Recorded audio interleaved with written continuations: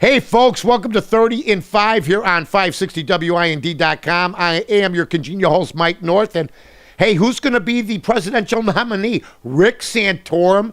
You know what? Mitt Romney can say all he wants about, you know what, there's no delegates out of here. It's later on. No. He won Colorado with 60% of the vote, and Santorum spanked him. Not only in Colorado, but he spanked him in Minnesota, where Tim Pawlenty, the governor, backed Mitt Romney. I mean, think about that. Tim Pawlenty says, I'm backing Mitt Romney. You know who else has backed Mitt Romney throughout the last few weeks? McCain.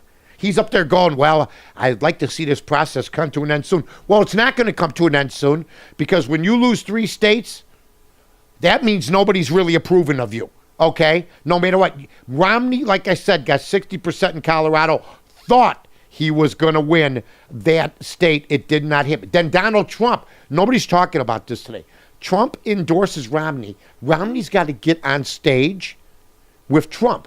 27% of the people said that if Trump and Romney were joined at the hip in some way, they wouldn't vote for Romney. And these had been past Romney supporters. How come the TV stations are not picking up on that? Because that is not a good endorsement. The Trump endorsement, I wouldn't want it. Look what happened when he endorsed, when he had the debate, and Gingrich was the first to say, I'll do it with you. All hell broke loose. All hell broke loose. So congratulations to Rick Santorum on just something that you didn't think was going to happen, that he wins 3 races last night. Also, if they don't find somebody outside of Santorum, is Sarah Palin lurking? Is this a convention deal where they might elect their nominee at the convention? What happens if somebody doesn't have enough delegates? What happens? What happens? Now, Santorum took out after Obama last night, and pretty soon, you know what? He's going to probably, and this proves something, there were no negative ads in these 3 campaigns. None. No negative ads in these 3 campaigns. And that's why maybe Santorum won. Plus, he sticks to his guns. I got to give him credit. The Blackhawks, Chicago Blackhawks. Yeah, they're in the news segment. We have an emergency situation here. They haven't won in like 6 games on the road. Jonathan Taves, their stud. I don't hear Patrick Kane's name. I know their goaltending hasn't been that good. I've watched basically 15 minutes of the Blackhawks season. That might be overdoing it. Maybe 10 minutes of the Blackhawks season. What's going on? I might have to start concentrating. I don't like to see our 7th most popular sport in the country misrepresented by our Blackhawk. Okay? So that is a problem. In the meantime, the Chicago Bulls, they're going the other direction. Okay? They're going the other direction. D-Rose got the All-Star break coming up.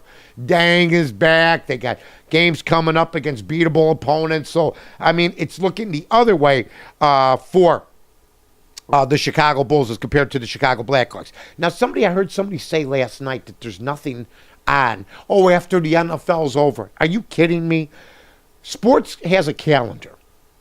And as one of the preeminent talk show hosts in history, great talk show hosts in history, you know I know that calendar. Here's what's coming up, folks. I'm gonna let everybody in on something. Duke, North Carolina, as good as it gets tonight. College basketball comes back to the forefront tonight. Okay? Also, you got March Madness coming up. You got the Masters coming up. Golf. All right? You have opening day coming up in Major League Baseball. The NFL draft, I'll throw even football bone. Even though makes me yawn, a lot of people like it. You'll get a little taste of the NFL. And then you got the NBA playoffs. It's all good.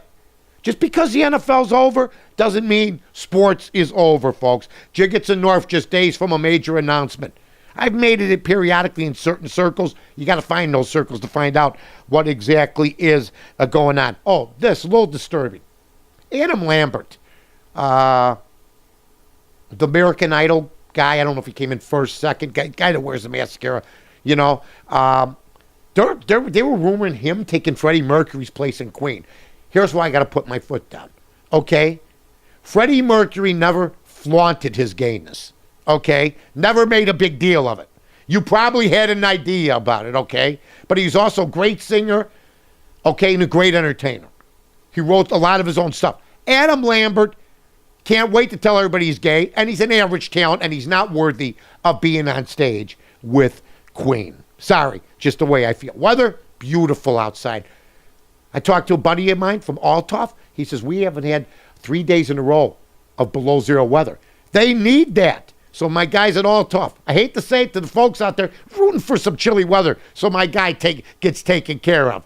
You need it. You got to run that machinery 3 strong days in a row. That's what I was told.